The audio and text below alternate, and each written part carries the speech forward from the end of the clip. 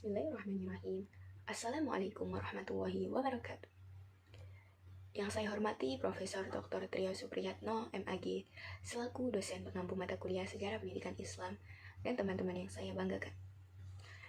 Saya Sania Nisaul Jamilah dengan NIM 2301011110038 akan mempresentasikan mengenai lembaga pendidikan Islam di Nusantara. Yang pertama adalah pondok pesantren. Pondok berasal dari kata bahasa Arab, yakni funduk, yang berarti tempat singgah atau pemondokan. Kemudian pesantren merupakan lembaga pendidikan Islam yang pelaksanaannya tidak dalam bentuk klasikal atau non-formal. Jadi, pondok pesantren merupakan lembaga non-klasikal atau non-formal yang di dalamnya telah disediakan tempat singgah atau pemondokan bagi muridnya untuk memenuhi kebutuhan masyarakat yang haus akan ilmu. Ada dua pendapat mengenai berdirinya pondok pesantren. Pendapat pertama menyebutkan bahwasanya pondok pesantren berakar dari tradisi tarekat.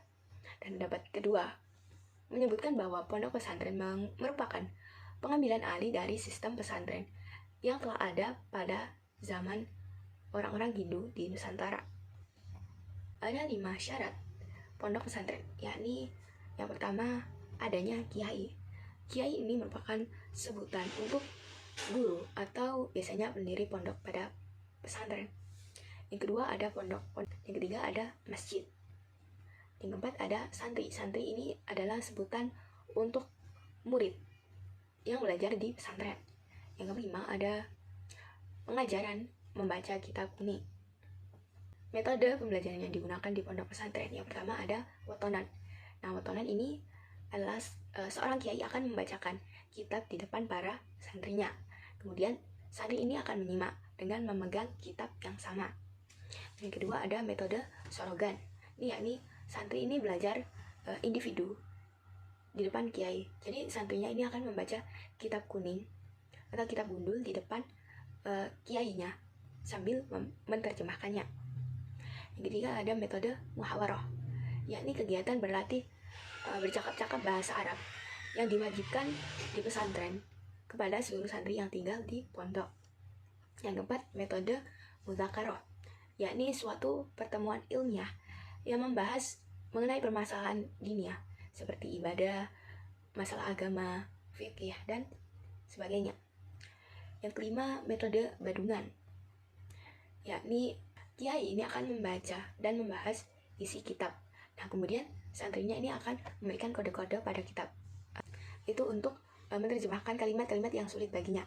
Kemudian setelah kiai selesai membacakannya, santri ini dapat bertanya apabila kurang paham atau memberikan pendapatnya. Yang keenam ada majelis taklim. Majelis taklim ini adalah suatu media penyampaian ajaran Islam yang bersifat umum. Biasanya berisi nasihat-nasihat keagamaan yang bersifat amar ma'ruf nahi mungkar. Lembaga yang kedua yakni surau. Surau ini merupakan pelengkap rumah gadang yang berfungsi sebagai tempat bertemu, berkumpul, rapat, tempat tidur bagi anak laki-laki yang telah akil balik dan juga orang tua yang uzur. Surau ini diperkirakan telah berdiri pada tahun 1356 Masehi pada zaman Raja Aditya Warman di kawasan Bukit Gombak. Nah, sebelum adanya Islam, surau ini biasanya digunakan sebagai tempat ritual agama Hindu dan Buddha. Nah, setelah adanya agama Islam, fungsi surau ini diperbarui oleh Syekh Burhanuddin di Ulakan, Pariaman. Ini sebagai tempat sholat dan juga tempat mengajarkan agama Islam, khususnya tarekat Satariyah. Nah, ciri-ciri surau dari segi bentuknya, surau itu ada dua, yakni surau gadang atau surau besar. Dan yang kedua adalah surau ketek atau surau kecil. Yang kedua adalah istilah nama guru. Pada surau ini disebutannya syekh, bukan kiai seperti pada pondok pesantren. Yang ketiga, sebutan murid pada surau ini adalah orang siak. Yang keempat, metode pembelajaran pada surau ini memakai metode sorogan dan halakoh, serta kurikulumnya ini memakai kurikulum pengajian kitab. Jenjang pendidikan yang ada di surau ini yang pertama adalah jenjang pengajaran Al-Quran yang terdiri dari pendidikan rendah dan pendidikan atas. Nah, pendidikan rendah ini mengajarkan mengenai ejaan huruf hijaiyah pada Al-Quran, cara berwudu, cara sholat, juga mengajarkan mengenai cerita-cerita tentang Nabi. Nah, pada pendidikan tingkat atas ini mengajarkan mengenai membaca Al-Quran dengan disertai lagu, qasidah, berzaji, tajwid, dan kitab perukunan. Jenjang pengajian kitab ini yang diajarkan adalah kitab mengenai nahwu shorof, fiqih, tauhid, akhlak, dan tafsir. Lembaga pendidikan yang ketiga yakni Maunasah. Maunasah ini berasal dari bahasa Arab, yakni madrasah. Maunasah ini merupakan suatu bangunan yang terdapat pada setiap kampung. Dia ini berbentuk seperti rumah tapi tidak punya jendela dan bagian-bagian lain. Maunasah biasanya digunakan sebagai tempat belajar dan berdiskusi untuk membicarakan masalah-masalah yang berhubungan dengan masyarakat. Nah, Maunasah ini juga sebagai tempat bermalam bagi anak-anak muda dan juga orang-orang laki yang belum mempunyai istri. Jadi fungsinya hampir sama dengan surau. Nah, fungsi Maunasah pada masyarakat Aceh ini adalah sebagai tempat upacara keagamaan, kemudian penerimaan zakat, menyelesaikan perkara agama, musyawarah, sebagai lembaga pendidikan Islam yang mengajarkan membaca Al-Quran. Dan kurikulum yang dipakai pada pembelajaran Maunasah ini kurikulum pendidikan rendah yang mengajarkan pada materi-materi dasar seperti membaca Al-Quran, kemudian materi agama, kemudian materi membaca, menulis, dan syair. Terkadang pula ini disertai dengan tambahan pelajaran nahwu, cerita-cerita mengenai Nabi, dan pelajaran keterampilan. Nah, kurikulum pada Maunasah ini tergantung pada pengetahuan Tengku Maunasah. Tengku ini adalah sebutan guru di lembaga pendidikan Maunasah. Kemudian metode yang digunakan pada Maunasah ini ada metode halaqah. Metode halaqah ini adalah Tengku itu duduk di tengah-tengah para muridnya. Kemudian muridnya itu akan mengelilingi Tengku.